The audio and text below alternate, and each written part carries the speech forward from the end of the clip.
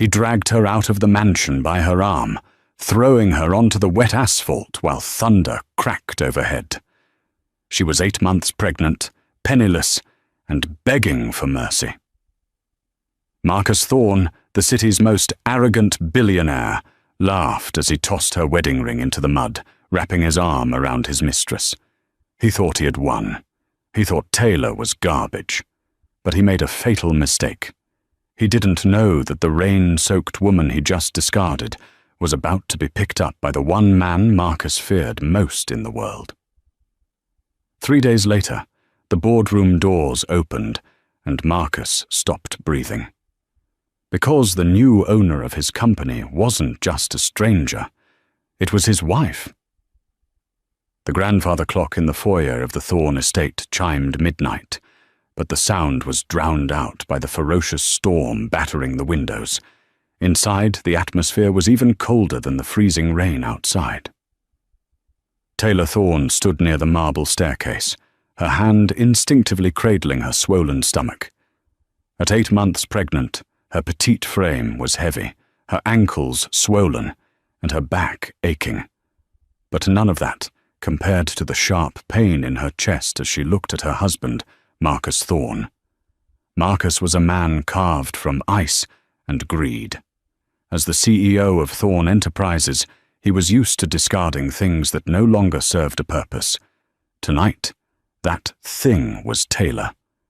"You have 10 minutes, Marcus said, his voice devoid of emotion. He took a sip of his scotch, not even looking at her. "Pack your essentials. Leave the jewelry I bought you. Leave the cards. Just get out." Taylor's lips trembled. "Marcus, please. The doctor said the baby is coming soon. My blood pressure is high. You can't throw us out in a storm." A sharp, mocking laugh echoed from the living room sofa. Jessica Vane, a supermodel with legs for days and a heart made of coal, uncrossed her legs and smirked. She was wearing a silk robe. Taylor's silk robe. "Oh, honey," Jessica purred, walking over to drape herself over Marcus's shoulder. "He isn't throwing us out. He's throwing you out. Marcus and I need the nursery for our future, not for some mistake you're carrying." Taylor felt the blood drain from her face. "Mistake? This is his son." Marcus finally turned to look at her. His eyes were dark, filled with a mixture of annoyance and disgust. He walked over, towering over her. "Is it? You were a dull charity case when I married you, Taylor. I needed a respectable wife to secure the board's vote 3 years ago. I have the vote now. I don't need the anchor." He pulled a document from his jacket pocket and slapped it against her chest. "Divorce papers. Signed. I've frozen the joint accounts. You get nothing. That's what happens when you violate the prenup." "I never violated anything," Taylor cried, clutching the papers. "Infidelity," Marcus lied smoothly. "Jessica saw you with the gardener." "That's a lie," Taylor screamed, her voice cracking. "She's lying to you." Marcus didn't argue. He simply grabbed Taylor's arm. His grip was bruising. He didn't drag her to the bedroom to pack.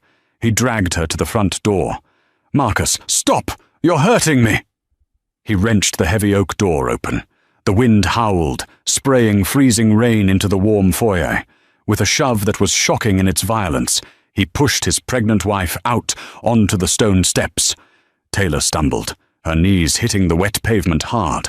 A jagged bolt of lightning lit up the sky, illuminating her tear-streaked face. "Marcus!" she wailed, trying to stand up, slipping on the slick stone. "Please, where will I go?" Marcus stood in the doorway, the warm, golden light framing his silhouette. Jessica appeared beside him, holding a glass of wine, smiling as she watched Taylor struggle. "Figure it out, Ellie," Marcus sneered.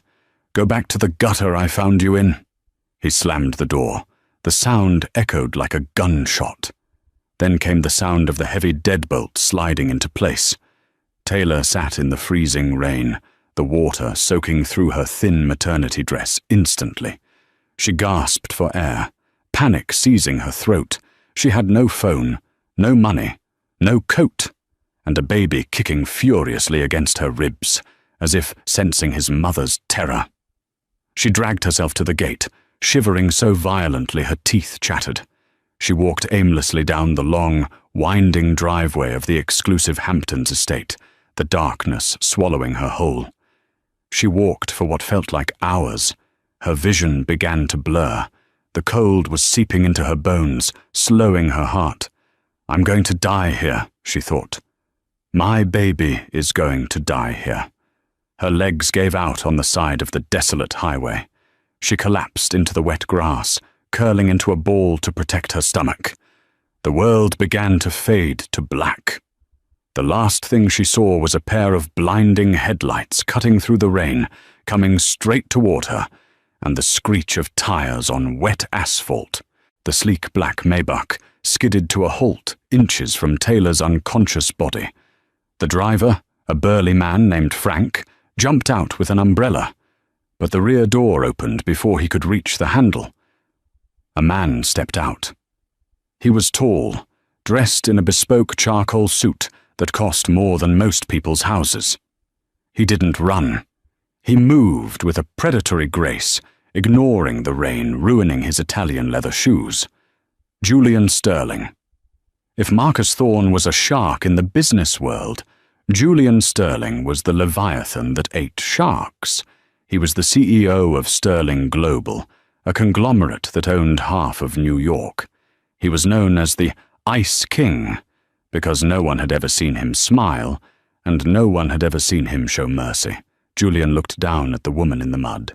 He saw the bruising on her arm, the soaked dress, and the undeniable curve of her pregnancy. Is she dead? Frank asked, rushing over.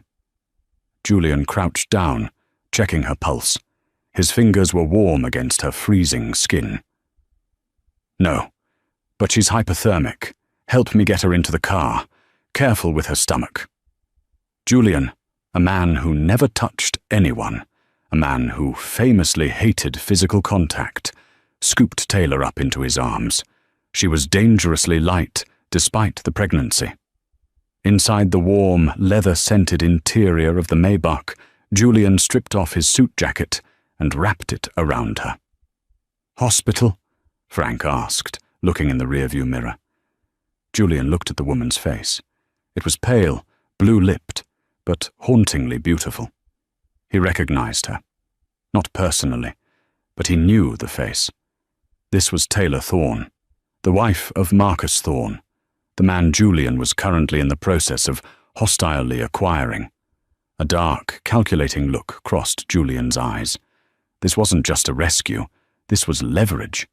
But as Taylor whimpered in her sleep, clutching his shirt, something shifted in Julian's chest, a protective instinct he hadn't felt in decades. No, Julian said, his voice deep and resonant. Take us to the penthouse. Call Dr. Aris, tell him to meet us there immediately, and get a private investigation team on Marcus Thorne. I want to know why his wife is dying on the side of the road at 1 a.m. 2 days later, Taylor woke up. She wasn't on the wet pavement. She was lying in a bed that felt like a cloud, covered in silk sheets that smelled of sandalwood and rain. The room was massive, with floor-to-ceiling windows overlooking the Manhattan skyline. She sat up, gasping, her hands flying to her stomach. "He's fine," a voice came from the corner of the room. Taylor froze. Sitting in a leather wingback chair was a man reading a financial newspaper. He lowered the paper, revealing piercing grey eyes and a jawline sharp enough to cut glass. Who are you?" Taylor whispered. "Julian Sterling," he replied, standing up. He walked over to the bed, pouring a glass of water from a crystal carafe. "Drink?" Taylor took the glass with trembling hands. She knew the name. Everyone knew the name. Julian Sterling was the most powerful man on the East Coast. "Why am I here?" she asked. "Because my driver almost ran over you," Julian said flatly. "And because your husband left you to die." Taylor flinched at the mention of Marcus. The memories came flooding back. The humiliation, the cold, the laughter of the mistress. She put the water down and covered her face, sobbing quietly. Julian didn't comfort her with empty words. He waited. When her sobbing subsided, he handed her a tablet. "Watch," he said. Taylor looked at the screen. It was a live news broadcast. Marcus Thorne was standing at a podium, Jessica Vane by his side. "It is with a heavy heart that I announce my wife, Taylor, has chosen to leave our home due to her personal struggles with mental health," Marcus told the cameras, looking devastatingly sad. "She has disappeared and we are worried. We ask for privacy." "He's lying!" Taylor screamed at the screen. "He threw me out." "I know," Julian said. He took the tablet back. "He's controlling the narrative. He's painting you as unstable so that when you try to claim alimony or child support, no judge will believe you. He plans to declare you unfit and take the child once it's born." Taylor went cold. "He wants my baby?" "He wants the heir," Julian corrected. "He doesn't care about the baby. He needs a legacy." Taylor looked up at Julian, desperation in her eyes. "Mr. Sterling, please, I have nothing. I can't fight him. He's a billionaire." Julian leaned in, placing his hands on the bed rails, boxing her in. His eyes locked onto hers. "He is a billionaire, yes. But I am the one who signs his paychecks. He just doesn't know it yet. My company secretly bought the majority shares of Thorne Enterprises this morning." Taylor's eyes widened. "I have a proposition for you, Taylor," Julian said, his voice dropping to a low, dangerous growl. "I need a wife. My board of directors is pressuring me to settle down, to improve my public image before I launch my political campaign. You need protection, and you need revenge." He reached into his pocket and pulled out a ring. It wasn't just a diamond. It was a rare, blue diamond worth more than the entire Thorne estate. "Marry me," Julian said. "Not for love, for power. Marry me, and tomorrow we will walk into Thorne Enterprises. You won't just be his ex-wife. You will be the wife of the chairman. You will be his boss." Taylor stared at the ring. She thought of Marcus's cruel laugh. She thought of Jessica wearing her robe. She thought of her unborn son who almost died in the cold. The soft, timid Taylor died on that roadside. She reached out and took the ring. "When do we start?" Julian smirked, a rare, terrifying expression. "Right now? Get dressed, Mrs. Sterling. We have a board meeting to crash." The next morning, the penthouse was a hive of activity. Julian hadn't been joking. If Taylor was going to be Mrs. Sterling, she had to look untouchable. A team of stylists, makeup artists, and tailors, flown in from Paris and Milan overnight, swarmed the living room. Racks of designer maternity wear filled the space. Taylor stood in front of a floor-to-length mirror, looking at her reflection. She looked tired. Her eyes were puffy, her skin pale. She felt small. "Fix it," Julian's voice cut through the room. He was leaning against the doorframe, sipping espresso, watching the team with hawk-like intensity. "She doesn't look like a victim. She looks like a queen. Make it happen."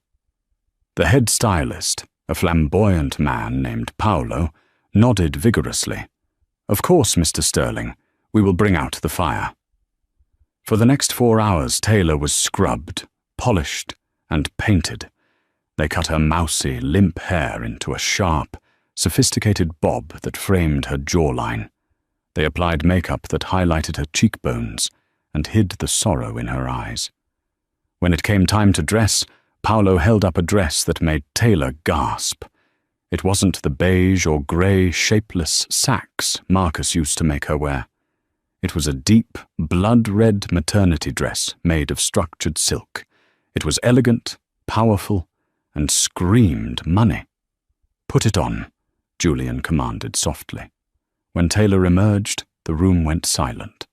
The red dress hugged her bump proudly, turning what Marcus called a burden into a symbol of life and strength. She wore towering heels, which she hesitated on, but Julian insisted she needed the height to look Marcus in the eye. Julian walked over to her. He didn't smile, but his eyes softened. He reached into a velvet box and pulled out a necklace, a string of diamonds so heavy it felt cold against her throat. "This belonged to my grandmother," Julian said, clasping it around her neck. "She was the toughest woman I ever knew. Now it protects you." Taylor touched the diamonds, her hands trembling. "Julian, why are you doing this? Really? It can't just be for the board." Julian paused, his hand lingering near her shoulder. "I despise bullies, Taylor, and I see potential in you. Marcus tried to bury you. He didn't realize you were a seed." He offered her his arm. "The car is waiting. We have a wedding to attend first. Then we go to war." They were married in a private, civil ceremony at City Hall. No guests, just Frank, the driver, as a witness. When the judge pronounced them husband and wife, Taylor felt a strange surge of electricity. She was no longer Taylor Thorne, the discarded wife. She was Taylor Sterling. As they got back into the car, Julian handed her a file. "Read this.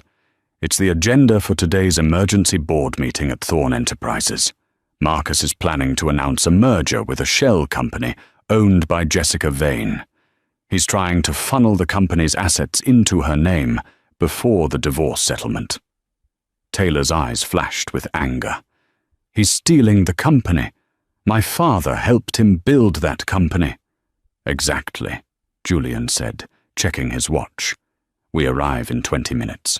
When we walk through those doors, you don't look down. You don't stutter. You are the owner of 51% of that company via my acquisition. You own him." Taylor took a deep breath, placing a hand on her stomach. "For you," she thought. "Mommy is going to fight for you." The conference room at Thorne Enterprises was thick with tension. The 20 board members sat around the long mahogany table, whispering nervously. Marcus Thorne sat at the head of the table, looking triumphant. He wore a smug grin, tapping his expensive pen against the glass of water.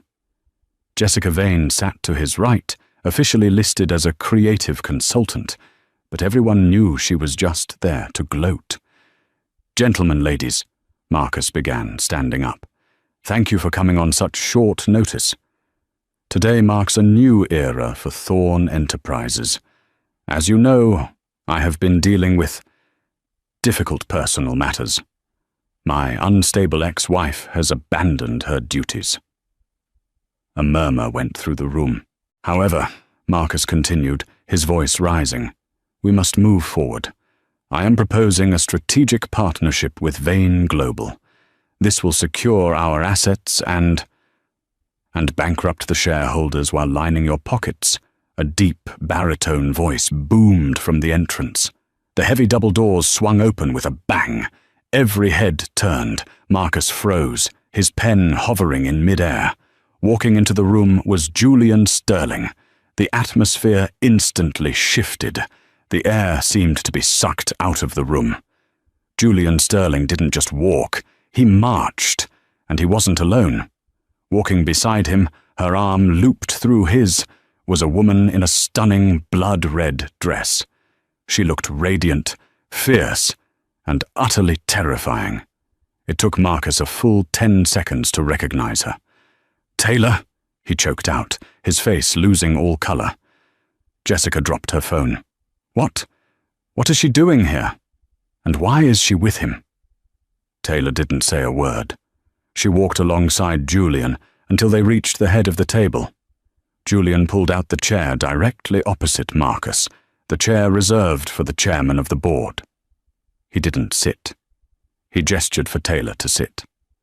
She sat down gracefully, smoothing her dress over her stomach, staring dead at Marcus. "You can't be in here," Marcus shouted, recovering from his shock. "Security! Get this woman out of here. She's trespassing." "Sit down, Marcus," Julian said. His voice wasn't loud, but it carried the weight of a sledgehammer. "If anyone is trespassing, it's you." "Excuse me." Marcus laughed nervously. "This is my company. You're Julian Sterling. I know who you are, but you have no business here." Julian signaled to his assistant, who was handing out folders to every board member. "Actually," Taylor spoke up. Her voice was steady, clear, and colder than ice. "He does.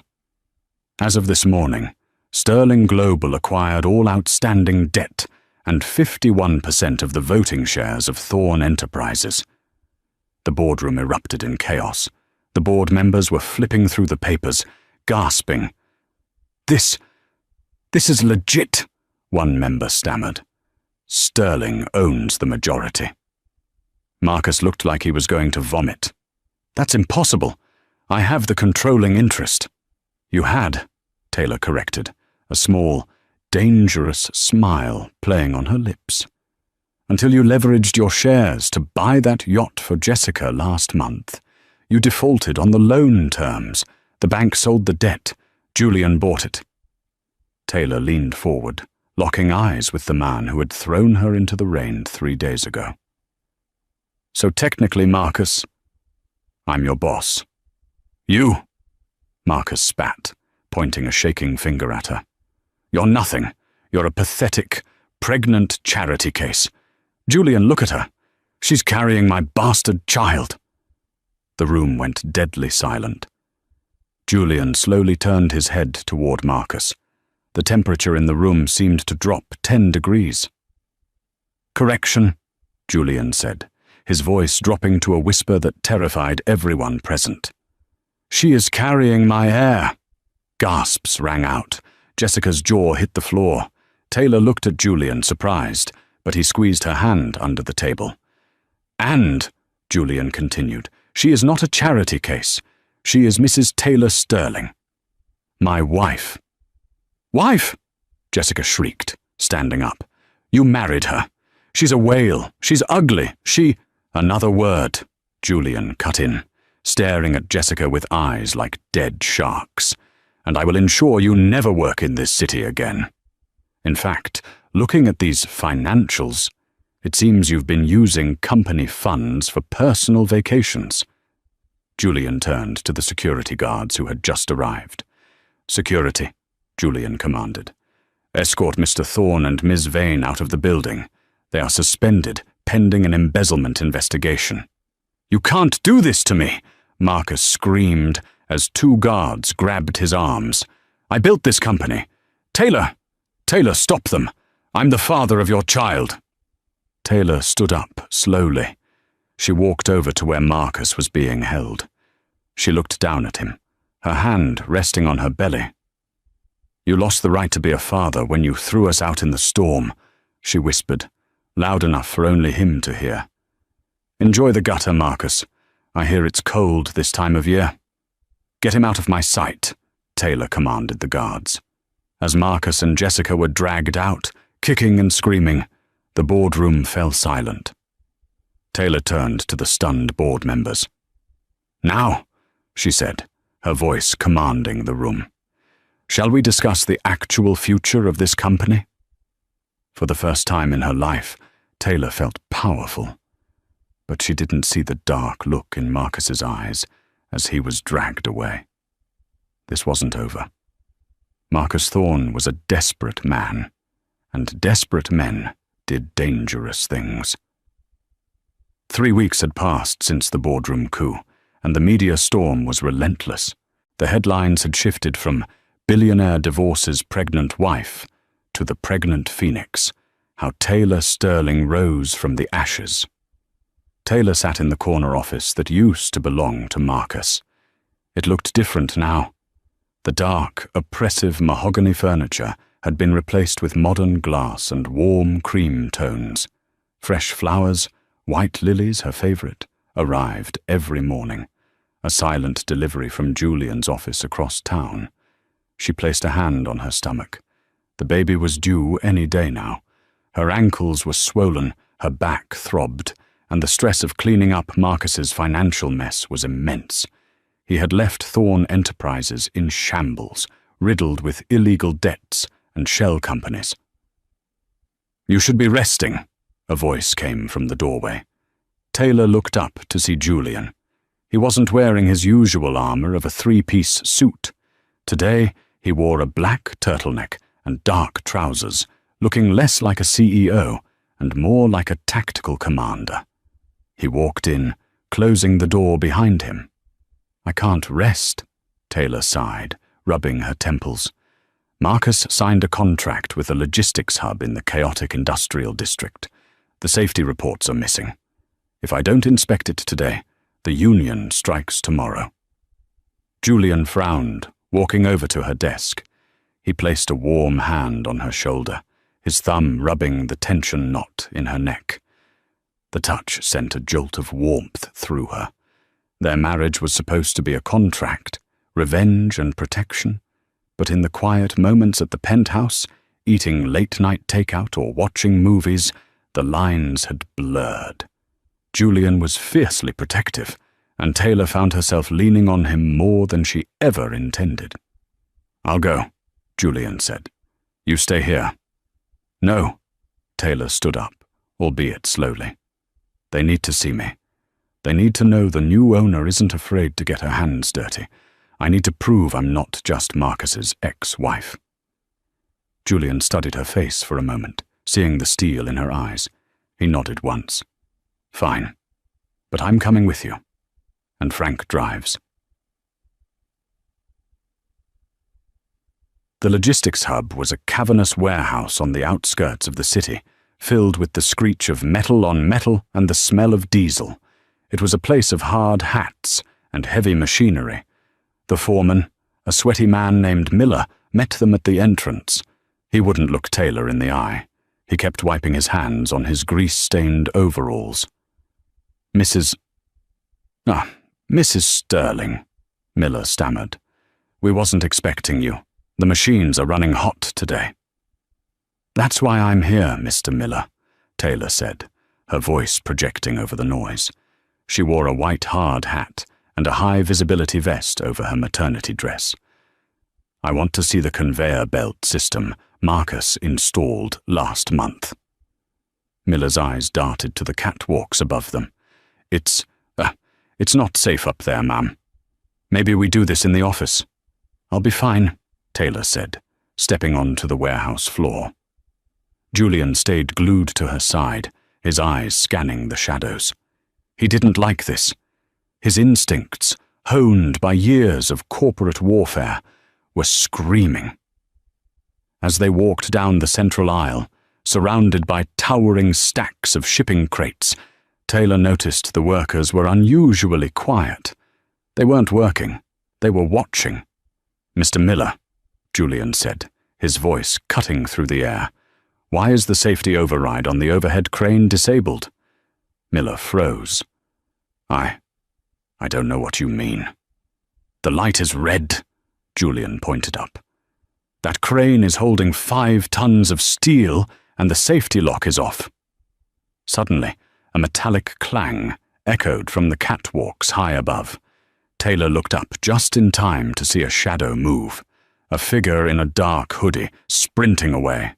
Then, a terrible groaning sound filled the air. The massive cable holding the suspended steel crate snapped.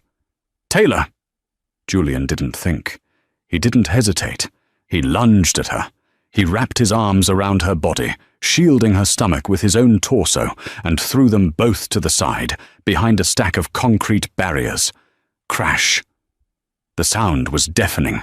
The ground shook as if a bomb had gone off. Dust and debris exploded outward, filling the air with a choking grey cloud. The crate had landed exactly where Taylor had been standing a second ago. If Julian hadn't moved, she would have been flattened. Silence followed, broken only by the settling dust and Taylor's coughing. "Taylor!" "Ellie!" Julian's voice was ragged. He was hovering over her, his body forming a protective cage. "Are you hurt?" "The baby?" Taylor was shaking, her eyes wide with terror. She clutched his arms. I'm okay. I think I'm okay." Julian looked up, his face transforming into a mask of pure, unadulterated rage. Blood trickled down his temple where a piece of debris had struck him, but he didn't feel it.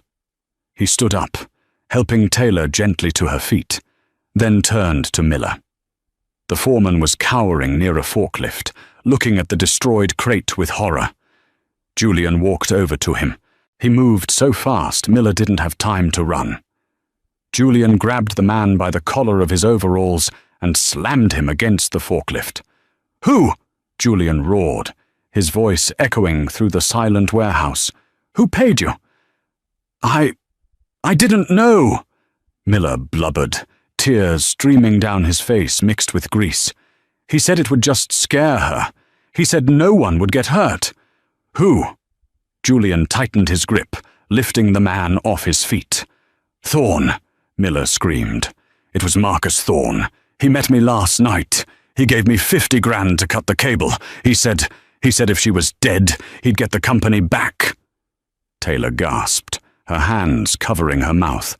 Marcus hadn't just tried to sabotage her reputation. He had tried to kill her. He had tried to kill his own unborn child just to get his money back. Julian dropped Miller like a sack of garbage. He turned to his head of security, who was running toward them with guns drawn. "Arrest him," Julian commanded, pointing at Miller, "and lock down the city. I want Marcus Thorne found. If he tries to leave New York, burn him down." Julian turned back to Taylor. The rage in his eyes vanished, replaced by a desperate fear. He scooped her up into his arms, ignoring her protests. "We're going to the hospital," he stated. "Right now." "Julian, I'm fine.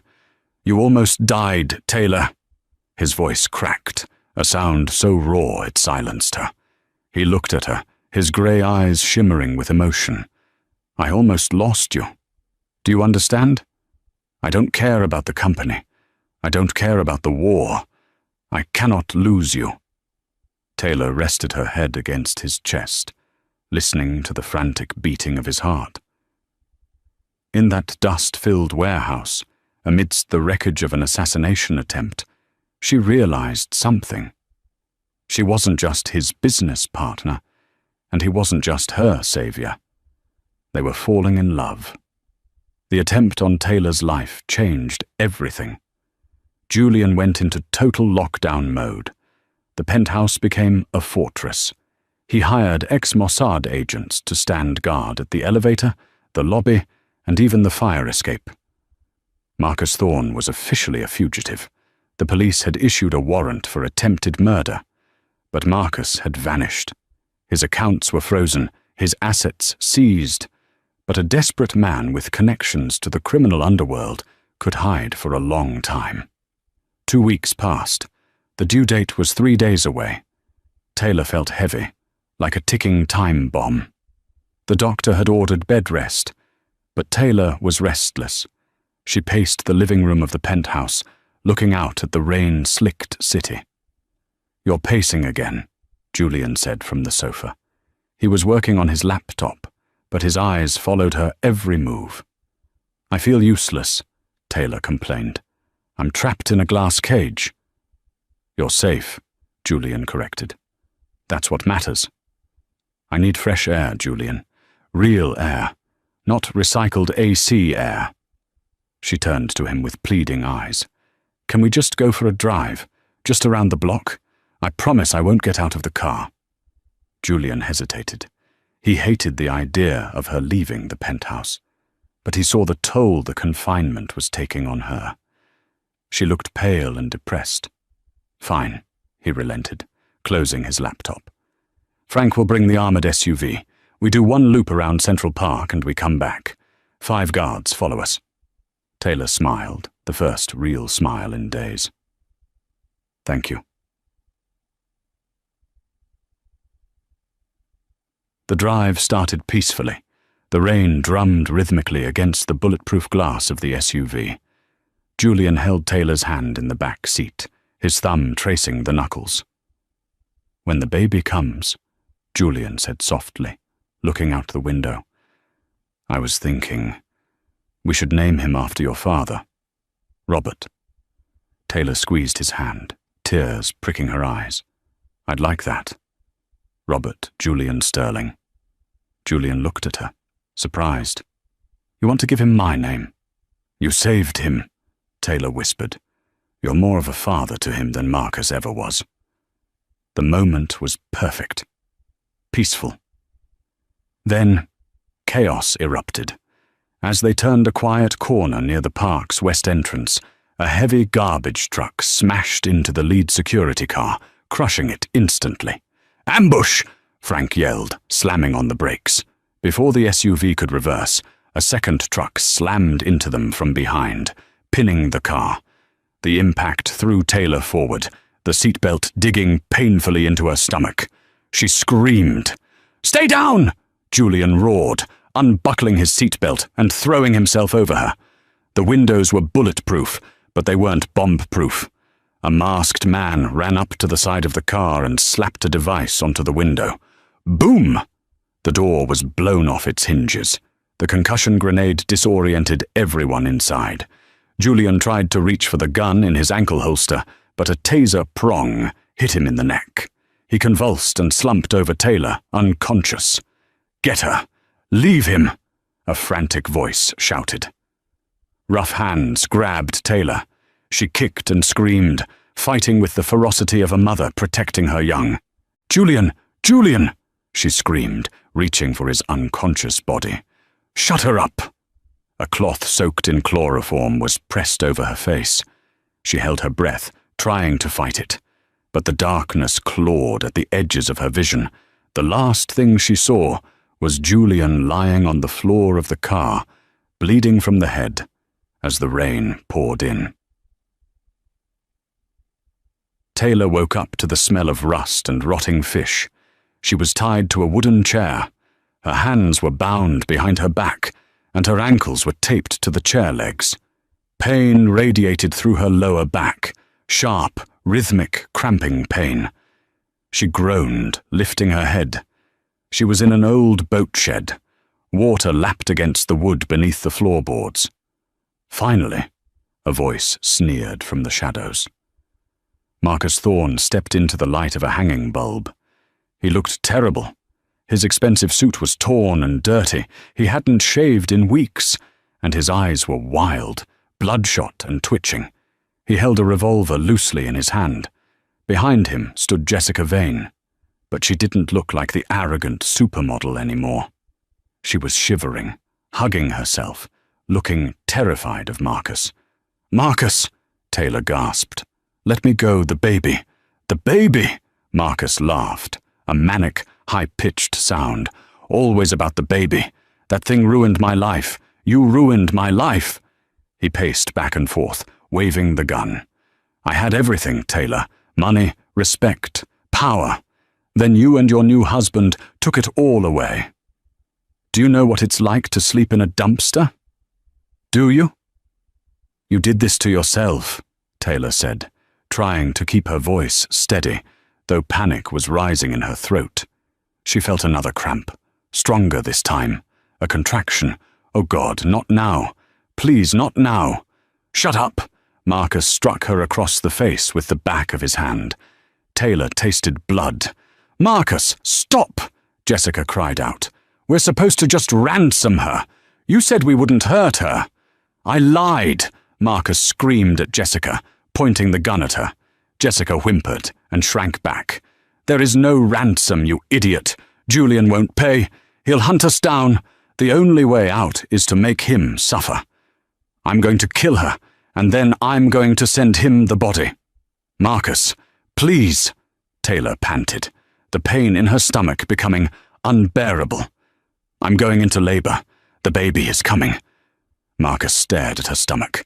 A cruel, twisted idea seemed to form in his mind. "Good," he whispered. "Let it come. Let Julian know his heir died in a filthy boat shed." He pulled out a burner phone and dialed a number. He put it on speaker.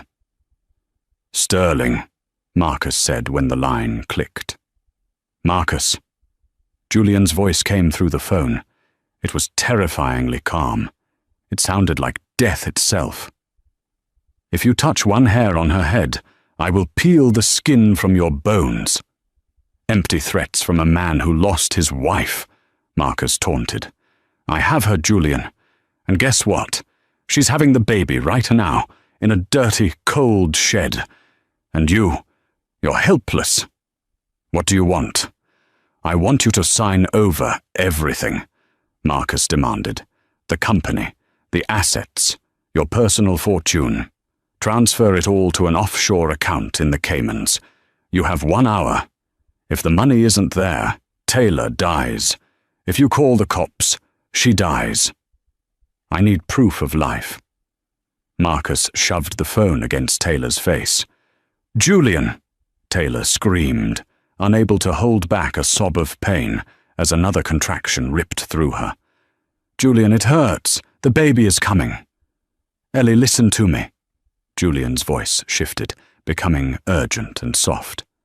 "I'm coming. Do you hear me? I am coming for you. Just breathe. Hold on." Marcus pulled the phone away and hung up. He smashed the phone under his heel. "He's not coming," Marcus spat. "He's probably calling his lawyers to see if you're worth the cost." Taylor bowed her head, breathing through the pain. She knew Julian better than that. He wasn't calling lawyers. He was hunting. But time was running out. The contractions were 3 minutes apart. "Jessica," Taylor whispered, looking at the other woman. Jessica was crying silently in the corner. "Jessica, please, you're a woman. Don't let him do this. My baby. He's innocent." Jessica looked at Taylor, then at the unhinged Marcus, who was muttering to himself and checking his gun. She saw the madness in his eyes. She realized that even if they got the money, Marcus was going to kill them all. He was too far gone. Jessica's eyes darted to a rusty fishing knife lying on a workbench near her. "Help me," Taylor mouthed. Suddenly, a loud noise came from outside, the sound of a helicopter rotor blade chopping the air. Marcus panicked. "He found us! How did he find us?" He ran to the window. "I told him no cops!" As Marcus looked out the window, Jessica made her move. She didn't grab the knife. She wasn't brave enough to fight Marcus.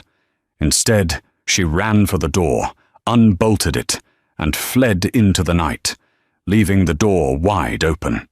"You bitch!" Marcus turned and fired a shot at the fleeing woman, missing her. He turned back to Taylor, his face twisted into a mask of pure hate. "Fine," he snarled, raising the gun to Taylor's head. "If I'm going down, I'm taking you with me." Taylor squeezed her eyes shut, bracing for the bullet. Crash. The skylight above them shattered. A figure in black tactical gear rappelled down on a rope, swinging through the broken glass like a dark angel. It wasn't the police, it was Julian. He hit the ground and rolled. Marcus spun around, firing wildly. Bang! Bang! A bullet grazed Julian's shoulder, but he didn't even slow down. He closed the distance in a second. He didn't use a weapon. He used his fists. He slammed into Marcus with the force of a freight train. The gun skittered across the floor. Julian unleashed a lifetime of rage into Marcus's face. Left, right, a knee to the ribs. Bone crunched. Marcus collapsed, wheezing, blood pouring from his nose and mouth. Julian stood over him, breathing heavily, his knuckles bloody. He pulled his own gun from his holster and aimed it right between Marcus's eyes. "No!" Taylor screamed. "Julian! The baby! The baby is coming now!" Julian froze.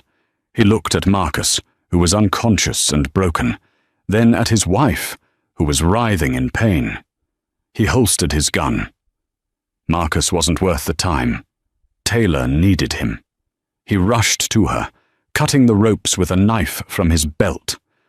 "I've got you," he gasped, catching her as she slumped forward. I've got you, Ellie. Julian. She grabbed his shirt, her nails digging into his skin. I can't move. He's coming. The head. I can feel the head. Julian looked around. The shed was filthy. The helicopter was outside, but there was no time to get her to a hospital. Okay, Julian said, his voice trembling for the first time. He stripped off his tactical jacket and laid it on the cleanest part of the floor. He lifted her onto it. Okay, we do this here, you and me. I'm scared, Taylor sobbed. Julian took her hand, kissing her sweat-drenched forehead. Look at me. You are the strongest woman I know. You survived him. You survived the storm. You can do this. Push, Taylor. Push! As the police sirens wailed in the distance and the storm raged outside, a new sound filled the boat shed. A cry. A loud, healthy, piercing cry of a newborn baby. Julian lifted the tiny, slippery bundle into the air. He was crying, tears streaming down his face, mixing with the blood and grime. It's a boy, Julian whispered, his voice breaking with joy. Ellie, look, it's our son. He placed the baby on Taylor's chest. Taylor looked down at the tiny face, the dark hair, the scrunched-up eyes. He was perfect. They were safe. 1 year later. The morning sun filtered through the sheer curtains of the master suite in the Sterling penthouse, casting a warm, golden glow over the room.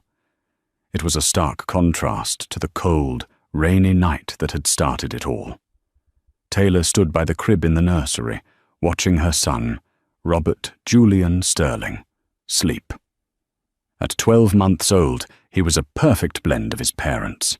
He had Taylor's soft smile, but Julian's intense, calculating grey eyes. She wasn't the same woman who had been dragged out of the Thorne mansion. The fear that used to live in her posture was gone, replaced by a natural, fluid grace. She wore a tailored cream business suit, her hair styled in a sharp, professional cut.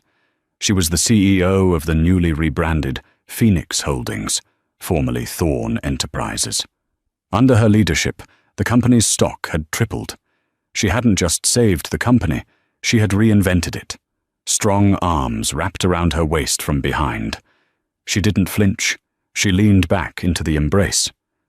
He's finally asleep, Julian whispered, kissing the side of her neck. He has your stubbornness. He has your energy, Taylor corrected, turning in his arms to face him. Julian Sterling, the Ice King of New York, looked different too. The hard lines of his face had softened. He smiled more in the last year than he had in the previous 40. He was still the most feared man in the boardroom, but at home he was simply a father and a husband. Are you ready for tonight?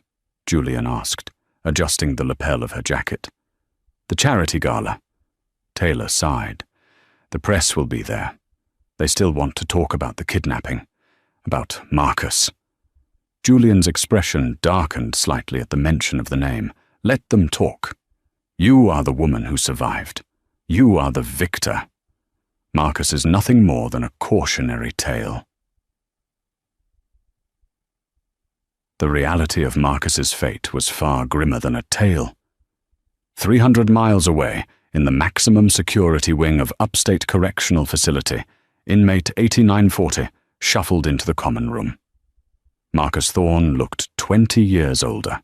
His hair was thinning and grey, his once manicured hands rough and calloused from prison labour. He sat down at a metal table, staring at the small, mounted television in the corner. It was the only window he had to the world he used to rule. On the screen, a news channel was broadcasting live from the Met Gala red carpet. And here comes the power couple of the decade, the reporter gushed. Taylor and Julian Sterling. Taylor is wearing a custom gold gown, looking absolutely radiant. It's hard to believe that just a year ago, she was involved in one of the most high-profile kidnapping cases in state history. Marcus watched, his jaw tight, he saw Taylor. She looked magnificent. She looked untouchable. She was laughing at something Julian whispered in her ear. She was wearing the diamonds Marcus had once told her were too good for her. "Hey, old man." A younger inmate shoved Marcus's shoulder. "Move it. I want to watch the game." "That's my wife," Marcus muttered, pointing a shaking finger at the screen. "That was my company." The inmates laughed. "Yeah, right, Thorne. And I'm the Queen of England." "Move." Marcus was shoved off the bench. He fell to the cold concrete floor, scraping his elbow. As he looked up, he saw Jessica Vane on the screen, but not on the red carpet. The news segment had cut to a "Where are they now?" feature. Jessica had testified against Marcus to cut a plea deal. She avoided prison time, but was sentenced to 5 years of probation and community service. The footage showed her wearing an orange vest, picking up trash on the side of the Jersey Turnpike. She looked miserable, her beauty faded by bitterness and hard labor. Marcus closed his eyes. He had tried to destroy Taylor to save his ego. Instead, he had forged her into steel and locked himself in a cage. The realization was a heavier weight than any prison sentence. Back at the gala, the flashbulbs were blinding. Taylor stood at the podium, looking out at the sea of New York's elite. Julian stood just off stage, his eyes never leaving her. He was her shadow, her protector, her partner. "Mrs. Sterling," a reporter shouted from the front row, "you've been through hell and back. You were betrayed, destitute, and nearly killed. What is your message to women who feel like they have no hope?" The room went quiet. Taylor touched the microphone. She thought back to the rain, to the mud, to the moment the door slammed in her face. She thought about the boat shed and the moment Julian repelled through the skylight like a guardian angel. "My message," Taylor said, her voice clear and resonant, "is that rock bottom is a foundation. When I was thrown out into the storm, I thought my life was over. I thought my value was defined by the man who held the deed to my house." She looked over at Julian and smiled, a genuine love-filled smile. "But I learned that a storm doesn't just destroy, it clears the path. It reveals who is standing by your side when the sky falls. I didn't return to this life as a victim. I didn't return just as a wife. I returned as a CEO, as a mother, and as a survivor." She paused, her eyes hardening slightly as she looked into the camera lens, knowing somewhere Marcus might be watching. To anyone who thinks they can discard a human being like trash, remember this: the trash you throw out today might just buy the company you work for tomorrow. The crowd erupted in applause. It was a standing ovation. Later that night, back at the penthouse, the noise of the city was muffled by the thick glass. Taylor stood on the balcony, wrapped in Julian's tuxedo jacket, looking at the skyline. Julian joined her, handing her a glass of sparkling water. "You were incredible tonight," he said. "I was honest," she replied. She leaned her head on his shoulder. "Julian." "Thank you. For stopping the car that night, for not driving past." Julian turned her around, cupping her face in his hands. The city lights reflected in his eyes. "I didn't save you, Taylor," he said fiercely. "I just gave you a ride. You saved yourself. And in doing so, you saved me. I was a ghost in this penthouse before you arrived. You and Robert. You made me alive." He kissed her, deep and slow, a promise of a lifetime of protection and partnership. The storm had passed, the rain had stopped, and Taylor Sterling, the woman who had been kicked out into the cold, was finally, truly home. And that is the incredible story of Taylor and Julian. From a rainy roadside rejection to the pinnacle of power, Taylor proved that the best revenge isn't just surviving, it's thriving. Marcus learned the hard way that when you treat people like they are nothing, you might just be creating the very enemy who will take everything from you. It's a reminder that no matter how dark the storm gets, there is always a way back up, especially if you have the courage to fight for your own worth. So what did you think?